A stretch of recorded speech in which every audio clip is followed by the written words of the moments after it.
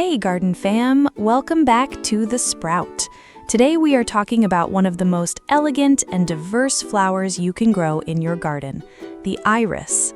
Named after the Greek goddess of the rainbow, irises come in almost every color you can imagine: purple, blue, yellow, white, pink, red, even blackish purple. They're tall, dramatic, and surprisingly easy to grow once you understand what they need. But here's the thing, different types of irises have different preferences, especially when it comes to soil pH. And as we've talked about before on this channel, pH can make or break your plants. Remember the comment about carnations loving alkaline soil and azaleas loving acid? Irises are just as specific. Some love neutral to slightly acidic soil, others are perfectly happy in alkaline conditions. Ignore this, and your irises might refuse to bloom or slowly decline. In this video, we're covering everything you need to know: the different types of irises, bearded, Siberian, and Japanese, planting, sun requirements, watering, soil and pH, fertilizing, dividing, common problems, and how to keep them blooming year after year. Let's get into it. First, let's talk about the different types of irises. This is important because their care is different. The most common is the bearded iris. These are the ones with the fuzzy beard on the lower petals. They have thick, fleshy rhizomes that sit on top of the soil. They love sun and good drainage. They're the most tolerant of alkaline soil. Then there are Siberian irises. These have smaller, more delicate flowers without a beard. They grow from fibrous roots, not rhizomes. They prefer consistently moist soil and slightly acidic to neutral pH. And then Japanese irises. These have huge, flat, almost dinner plate-sized flowers. They love acidic soil and lots of water. They're sometimes called water irises because they grow in boggy conditions. Knowing which type you have is the first step to success. Let's start with sun requirements. All irises love sun, but some need more than others. Bearded irises need full sun, at least 6 hours of direct sunlight every day. If you plant them in shade, they won't bloom well, and the rhizomes will rot. Siberian irises can handle part shade, especially in hot climates. They'll bloom with 4 to 6 hours of sun. Japanese irises also prefer full sun, but appreciate afternoon shade in very hot areas like Texas or Arizona. So remember, more sun equals more flowers. Find the sunniest spot in your garden for bearded irises especially. Now let's talk about soil and drainage. This is critical. Bearded irises have one absolute requirement: they cannot sit in wet soil. Their thick rhizomes will rot if they're constantly wet. They need well-draining soil. If you have heavy clay soil, amend it with compost, sand, or gravel. Better yet, plant bearded irises in raised beds or on slopes where water drains away. Siberian irises are much more tolerant of moist soil. They actually prefer consistently moist, well-drained soil. They're great for rain gardens or low spots that stay damp. Japanese irises love wet soil. They can even grow in shallow water at the edge of a pond. They need soil that never dries out completely. Now let's talk about pH. This is where a lot of gardeners get confused. Bearded irises are the most adaptable.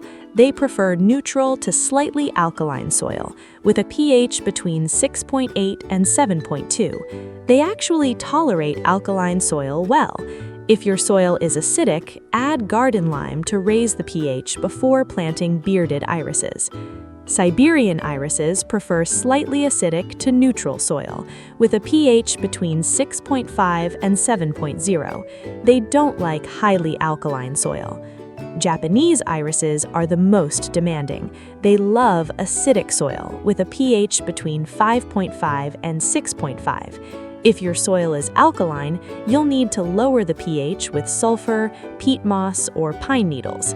So before you plant irises, test your soil pH. It's easy and inexpensive, and it will save you from frustration. Let's talk about planting. The best time to plant irises is late summer to early fall, July through September. This gives them time to establish roots before winter. Spring planting works too, but you might not get flowers the first year. Here's how to plant bearded irises. Dig a shallow hole, create a small mound of soil in the center, place the rhizome on top of the mound and spread the roots downward. The most important rule with bearded irises is to keep the rhizome partially exposed. The top of the rhizome should be visible above the soil line. If you bury it too deep, it will rot or refuse to bloom. Cover the roots with soil, but leave the top of the rhizome uncovered. Water well after planting. Space your rhizomes about 12 to 18 inches apart. They need room to spread. For Siberian irises, plant them so the crown, where the roots meet the stems, is at soil level. They don't need exposed rhizomes like bearded irises. Space them 18 to 24 inches apart. For Japanese irises, plant them with the crown about 1 to 2 inches below the soil surface. They like to be deeper. Space them 18 to 24 inches apart. Now let's talk about watering. Bearded irises are drought-tolerant once established. Water deeply after planting, then water only when the top inch of soil is dry. Overwatering is the biggest killer of bearded irises. Siberian irises need consistent moisture. Water them regularly, especially during dry spells. They don't like to dry out completely. Japanese irises need lots of water. They should never dry out. In fact, they thrive in boggy conditions. Water them frequently, even daily in hot weather. Now let's talk about fertilizing. Irises are not heavy feeders, but they benefit from a little food. For bearded irises, use a low nitrogen fertilizer like 5-10-10 or bone meal.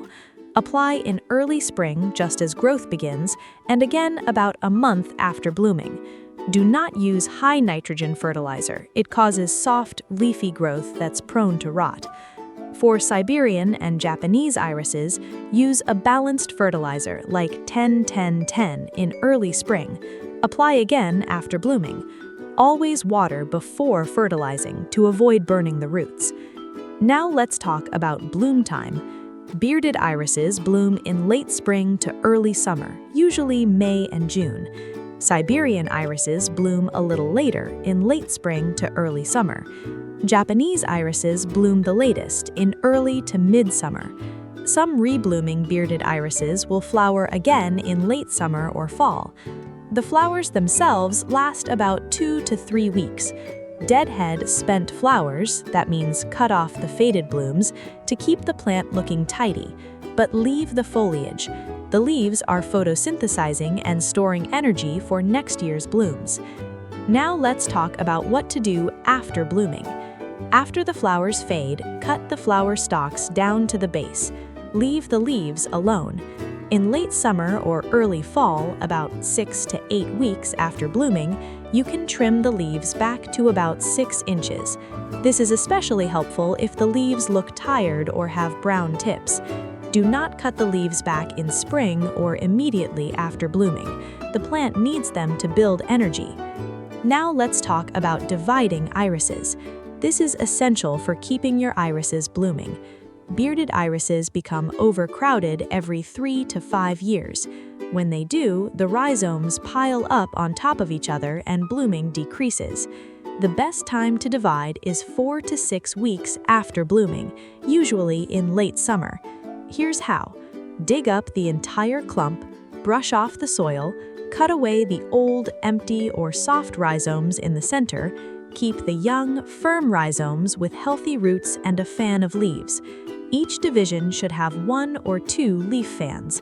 Replant the healthy divisions as we talked about earlier. Siberian irises can be divided the same way, every 3 to 5 years in early spring or late summer. Japanese irises also need division every 3 to 4 years. Now let's talk about common problems. Let's go through them one by one. Problem 1. No flowers. For bearded irises, this is usually because the rhizomes are too crowded, planted too deep, or not getting enough sun. Divide them. Raise the rhizomes so the top is exposed or move them to a sunnier spot.